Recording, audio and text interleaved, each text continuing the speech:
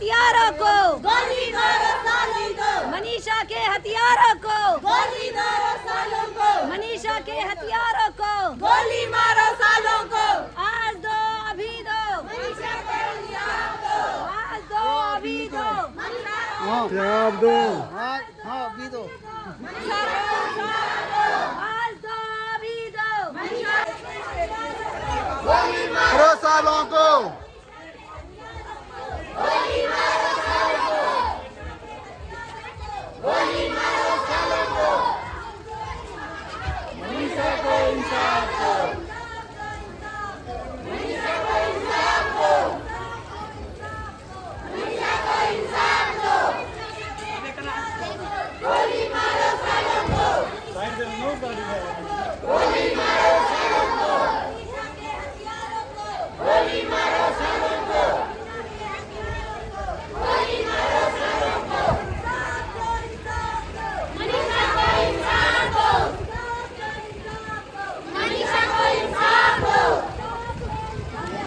मनीषा को इंसाफ दो।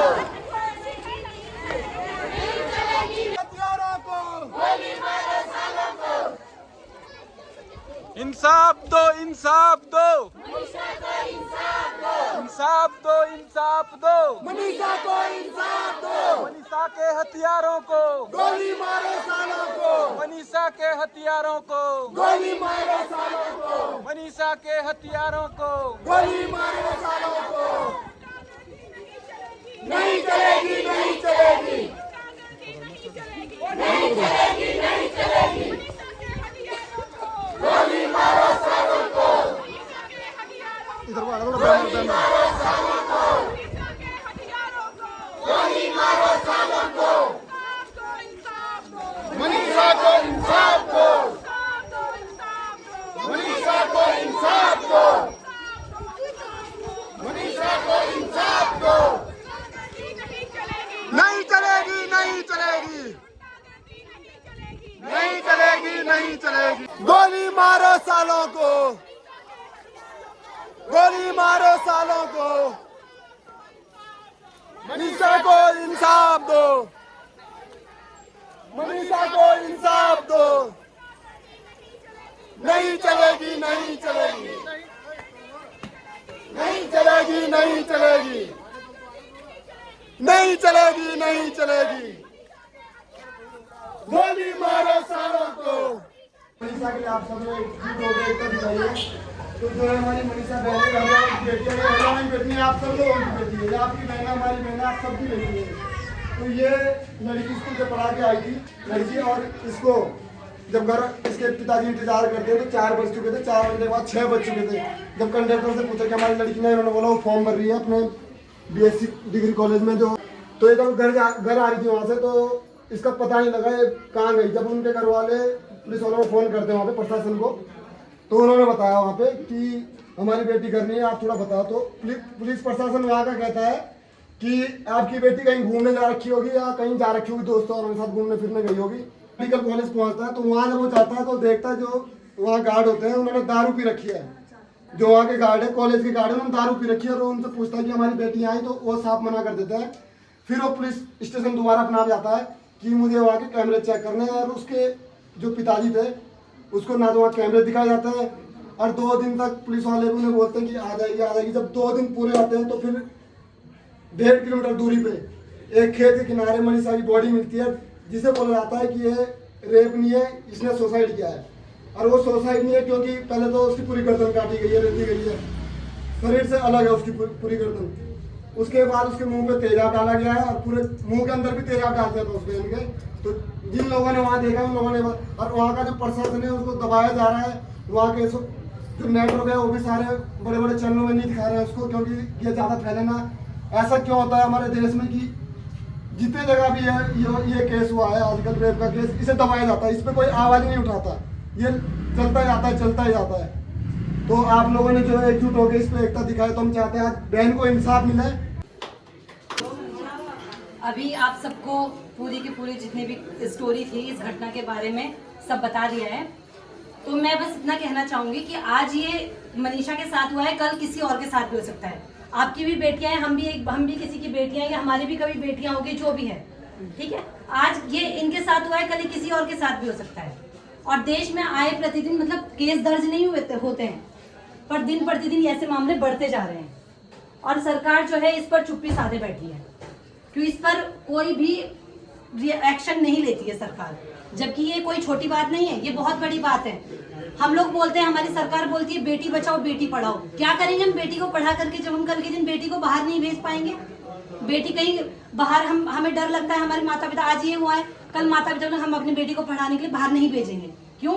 क्योंकि मनीषा का हत्याकांड देख करके, या फिर देश में इतने सारे हत्याकांड हुए हैं, आज तक किसी को सजा नहीं मिल पाई है। जिनको मिली है उनको भी कम से कम 20 साल बाद, 30 साल बाद ऐसे मिल पा रही है।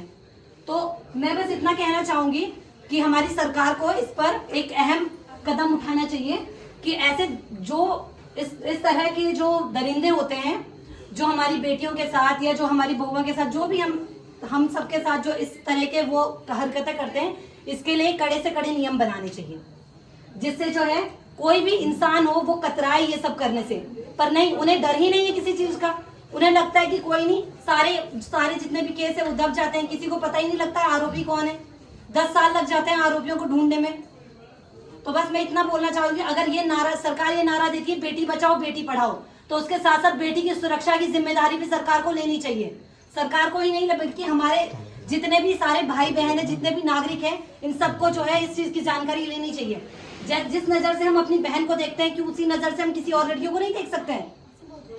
आज लड़कियों के ऊपर इल्जाम लगाया जाता है कि लड़कियां छोटे कपड़े पहन के जाती है, ये कपड़े पहन के। मनीषा ने तो कोई छोटे कपड़े नहीं पहने थे, वो तो प्रॉपर अपने जो हमारा भारत का जो पहनावा है, सूट सलवार कमीज वगैरह इसमें थी। तो फिर इस पर क्यों पड़ी गंदी नजर लोगों की?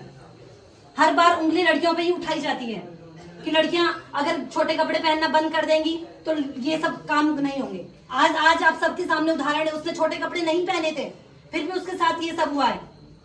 मैं बस इतना कहना चाहूंगी कि सरकार को जो है इसके लिए अहम कदम उठाने चाहिए और जनता को भी इसके खिलाफ आवाज उठानी चाहिए। आप सब लोग आज यहाँ पर आए, इसके लिए बहुत बहुत धन्यवाद सभी लोगों का।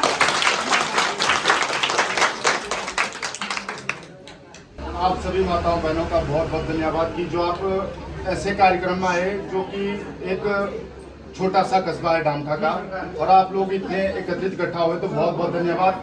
ऐसे यही कांड नहीं है, इससे पहले उत्तराखंड में भी अंकिता भंडारी का हत्याकांड हुआ था, उसमें भी मतलब सरकार, उसमें भी अभी छोटी बहन ने बताया था कि सरकार कुछ नहीं करती है।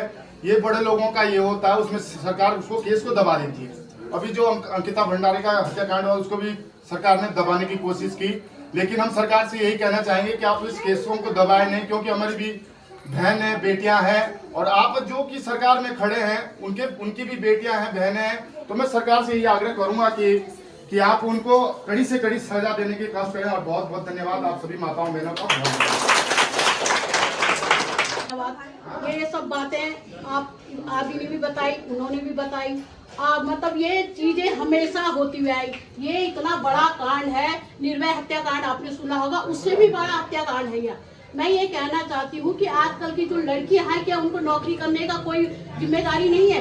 अपने माँ बापों को पालने का कोई वो नहीं है?